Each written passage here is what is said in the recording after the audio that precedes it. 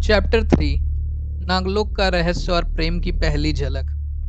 Location Rajasthan की अरावली पहाड़ियों में एक गुप्त प्राचीन बावड़ी। नागराज अमरेश के कंट्रोल से भागकर खुद को पहचानना चाहता था। उसकी जर्नी उसे अनजाने में सरला द्वारा बताए गए प्राचीन सर्प द्वार की ओर ले गई।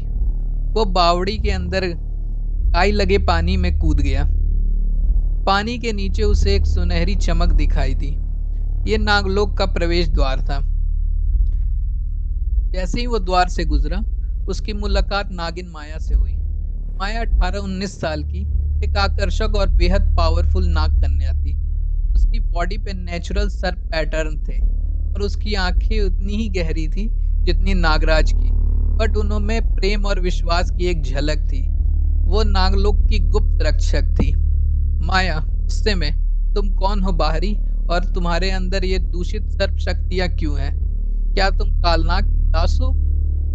नागराज, मैं नहीं जानता, मैं आजाद हूँ। उन दोनों के बीच भीषण युद्ध छिड़ जाता है। माया अपनी पूंछ और नाग शक्तियों का यूज करती है। नागराज अपनी माइक्रोस्कोपिक सांपों की शक्तियों से लड़ता है।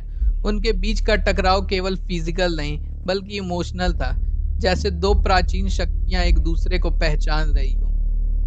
युद्ध के दौरान माया अनजाने में नागराज की नेक के पीछे लगी माइक्रोचिप को डिस्ट्रॉय कर देती है। चिप के टूटते ही नागराज को अपनी असली वंशावली का इंटेंस दर्दनाक यादें याद आती हैं। वो शेषनाग का वंशज है जिसे यूनिवर्स रक्षा के लिए बनाया गया है। माया, तुम्हारी आंखें अब शांत हैं। तुम हमारे वंश के हो। मेरे पिताजी नागराज के किंग हैं। वो तुम्हें बचा सकते हैं। माया और नागराज एक दूसरे की आंखों में देखते हैं। चिप के हटने से नागराज पहली बार प्यार, अट्रैक्शन और सुरक्षा की भावनाएं फील करता है। उसके खाली माइंड में अब माया के लिए एक नई जगह बन रही थी।